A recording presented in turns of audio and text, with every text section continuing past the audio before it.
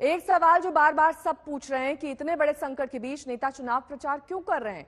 नेता चुनाव प्रचार क्यों नहीं रोक रहे हैं? जब देश को बड़ा संदेश देने की जरूरत है तो क्यों खुद वो भीड़ भाड़ इकट्ठा कर रहे हैं? इतने हाहाकार के बीच कई नेताओं और पार्टियों ने कुछ फैसले जरूर किए हैं, लेकिन प्रचार कोई नहीं रोक रहा है।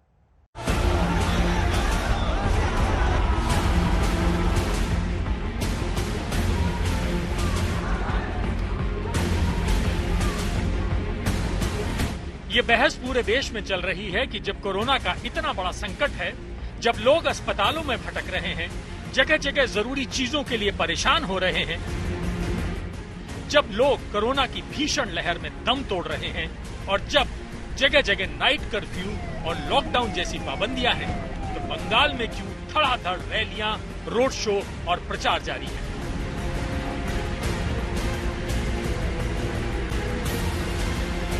क्यों कोरोना के इतने संकट में हजारों की भीड़ इकट्ठा की जा रही है? क्या इससे आगे संक्रमण का खतरा नहीं बढ़ेगा? ऐसा क्या हो जाएगा अगर नेता प्रचार कम कर देंगे? सर, जितनी चर्चा चुनाव को लेकर है, उतनी ही अभी चुनाव प्रचार पर बहस छिड़ गई है। उनका ये कहना है कि कोविड की इन परिस्थितियों में चुनाव हो रहा है। राहुल गांधी कह रहे हैं पश्चिम बंगाल में अब रैली नहीं करेंगे, ममता बनर्जी कह रही है कम करेंगे, लेकिन बीजेपी कर रही है। अमित शाह आज भी लगे हुए हैं, इस पर क्या करें? देखिए, सबसे पहले राहुल जी ने सार्वजनिक करना चाहिए कि इनकी कितनी रैली लगी थी जो उन्होंने कैंसिल करी। मेरे पास तो कोई लिस्ट नहीं है। और जहां तक भारतीय जनता पार्टी भी निर्णय करेगी, परंतु चुनाव कराना हमारे हाथ में नहीं है, चुनाव आयोग कराता है। और दूसरा, चुनाव आयोग के पास भी कोई ऑप्शन नहीं था, क्योंकि हमारे संविधान में वैक्यूम की कोई स्थिति का प्रोविजन ही नहीं। अब तक बंगाल में राहुल गांधी ने रैलियां रद्द की हैं, लेफ्ट ने बड़ी रैलियां रद्द की, ममता बनर्जी ने अपनी चुनावी सभाएं सिर्फ आधे घंटे की कर दी, बीजेपी भी बड़ी बड़ी रैलियां न करने पर मजबूर हो गई। यानी देश भर में इस पर जो बहस चल रही थी, उसका दबाव पार्टियों पर दिखा। इसमें सबसे बड़ा सवाल बीजेपी पर था, क्योंकि कोरोना के संकट के बीच भी केंद्रीय मंत्रियों से लेकर प्रधानमंत्री तक सबने बंगाल में जोर लगा रखा था। बीजेपी ने बंगाल में पीएम की रैलियां तो नहीं रोकी, लेकिन ये कह दिया कि रैलियां छोटी ही होंगी। पीएम की रैली में 500 से ज्यादा लोग नहीं होंगे। पीएम के रैली के कार्यक्रम को 2 दिन से घटाकर 1 दिन का कर दिया।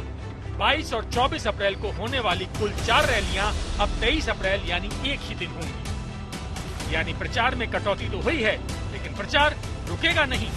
बंगाल में एक मांग ये थी कि बाकी के 3 चरणों का चुनाव एक साथ करवा दिया जाए।